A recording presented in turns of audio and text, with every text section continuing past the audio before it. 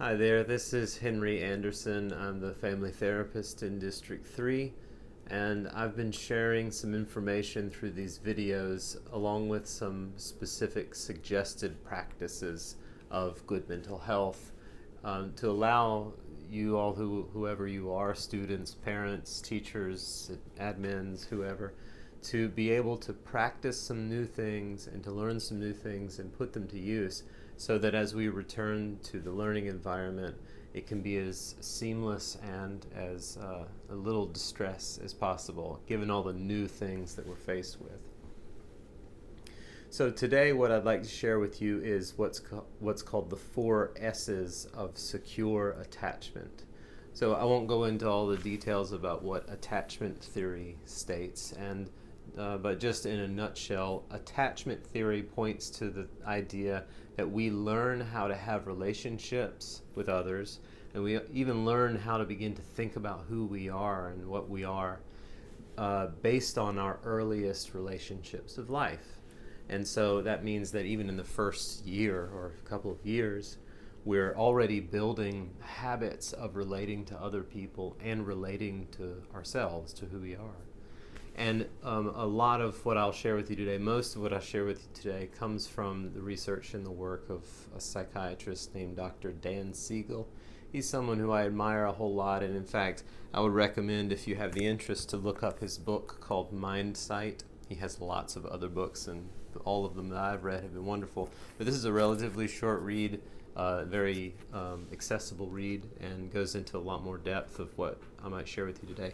And while I'm sharing book titles, here's another good one, The Emotional Life of Your Brain, written by Richard Davidson. I think he's a psychologist, but it goes into some more detail about patterns of emotion that you might learn about yourself and then be able to build your own profile of emotional traits in different ways. So what are the 4 S's of secure attachment? Well, first, what is secure attachment? Secure attachment is one of the 4 categories of attachment that we might learn how to live in a kind of harmonious balance with others and with ourselves, where we feel independent and autonomous, like we feel like a secure individual, and we live in connection and even reliance and dependence on other people also. The word here is interdependent, so we feel independent and we depend on others in a kind of balanced way. So that's kind of in a nutshell, and there are other types of attachment, but secure attachment is what we're focused on. So the 4 S's are, and I'll go over these briefly: seen, safe, secure, and soothed. So what we are doing when we're interacting with someone, especially a younger child, in a certain way that helps them develop secure attachment, and if we are ourselves the child, or if you're an adolescent or a teenager watching this right now, these are things that you can actually help yourself rely on in your own life and build in your own life, and even treat yourself in a certain way with these as a part of it. So let's take it in this order. Secure. Secure is a felt sense that there's a home base for me as a child to return back to, so that I can go explore and then come back. You can imagine a parent taking a child to the park, and the parent sitting on the bench and say, okay, we'll go check out the slide and all that. And a child who feels secure in that setting with that caregiver can then kind of go around the perimeter of the playground and every once in a while check in just to make sure that home base is still there. And that translates over into adult behaviors too. As you age, you're more able to kind of step out and explore new things and then feel a safe, secure place when you come back. So that's secure. Safe is what it sounds like: free from risk of threat or terror. So when a child feels like their caregiver is actually the source of fear or terror or threat of harm, then that child isn't obviously feeling safe. And safety is a big part of what secure attachment means, or what makes up secure attachment. The third S is seen. Seen might be thought of as a way of an adult being able to help a child feel felt. So when a child is upset or when they're joyous and having, a happy experience, the child can feel like the caregiver is recognizing that inner experience of either feeling upset or feeling overjoyed or whatever else they might be feeling. The fourth is soothed. And so today we're going to actually focus on a practice that's oriented toward that. So soothed is when a child feels like they can rely on their adult caregivers to help them feel, kind of come back from overwhelm, or when they feel flooded by negative emotion, for instance, the caregiver basically helps them calm, helps them settle again. And so one practice that I would suggest you can explore, either by helping a child, if you work with children, even if you're a student yourself, if you have younger siblings, you can try this with them. But also just for your own sake, no matter how old you are, trying this practice out can be helpful in allowing you to feel soothed. So briefly, I'm going to describe a very cool, what's called hand model of the brain. This comes very directly from Dan Siegel. And it's a cool idea, a cool way to think about how our brains are built, roughly speaking. So if you can see my hand here, I've kind of folded my fingers over with my thumb underneath.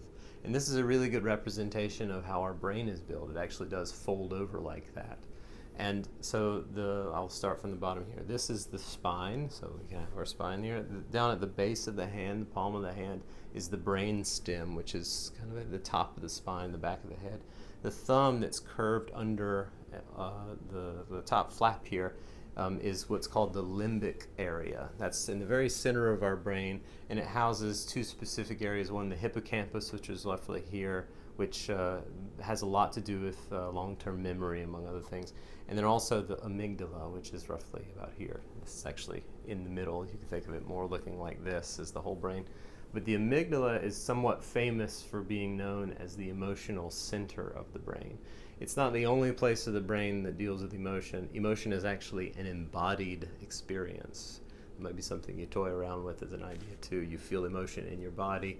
The whole brain deals with emotion and so on.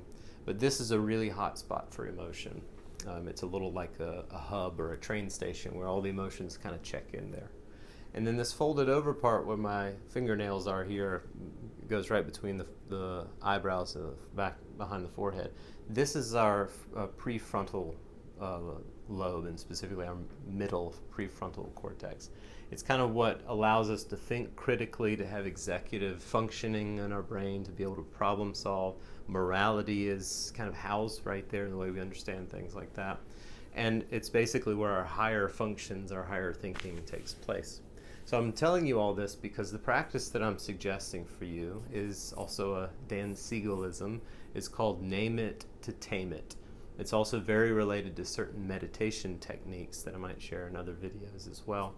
Name It to Tame It is based on the phenomenon that occurs when we describe our emotions to ourselves or to other people. The descriptive ability comes from this part of our brain, the more advanced part of our brain. And look how close it is to this highly emotional center right here where the amygdala is. It practically touches it. And so what occurs when we name our emotion, when we give descriptive words to our emotions, we actually encourage the release of what's called a neurotransmitter. Now, the neurotransmitter itself is typically called GABA because it has an extra fun long name, gamma-aminobutyric acid, but it's easier to say GABA. So this part of the brain basically sends GABA to this emotional center of the brain in the limbic area. And what GABA does is it's called an inhibitory neurotransmitter. Inhibitory means that it cools down, makes it stop, makes whatever it's sending to settle and be less active. So it's sending GABA to this emotional hotspot, which allows this emotional hotspot to then soothe and become less active. So as we describe our emotions in real time, I had noticed feeling, anxiety about an upcoming class or event or assignment, and I can name that to myself. It does actually turn down the volume or the intensity of the emotion that I'm feeling over time. So what I'd suggest that you try is, for the sake of practice, do it right now. And I would suggest using phrases like the following. Say, there is, and then fill in the blank of what emotion you notice. There is surprise. There is nervousness. There is excitement right now. Or another phrase you might use would be something like, sadness is like this. Disappointment feels like this. And describing those emotions to yourself using those phrases can be a helpful way to allow your brain to actually soothe itself. So I would suggest maybe try it right now as you're watching me continue to talk about this practice. Simply check in with yourself, check in with the body, and let your body tell you how you feel. Emotions map themselves onto our bodies pretty thoroughly. And so right now, use a couple of those phrases and describe to yourself what you might be feeling right now emotionally. And as you go through the day, notice when you feel triggered emotionally by your partner if you're an adult, by other friends or by other teachers as you get going in the school year if you're a student. And do your best to, before you react in any way, just simply assign a word or a phrase to the feeling that you notice being experiencing. Maybe use one of those phrases. There is frustration right now, or anger feels like this, especially in the body. And try to do that quite frequently, and you'll learn a lot about your emotional patterns. You'll learn how emotion comes up in your life and what situations tend to be triggering for you. And you may also even notice eventually a kind of decline in that reactivity or to those same triggers in your life. But in any case, do it as a practice. That means maybe once a day, maybe a few times a day. Simply pause, like just stop on a dime.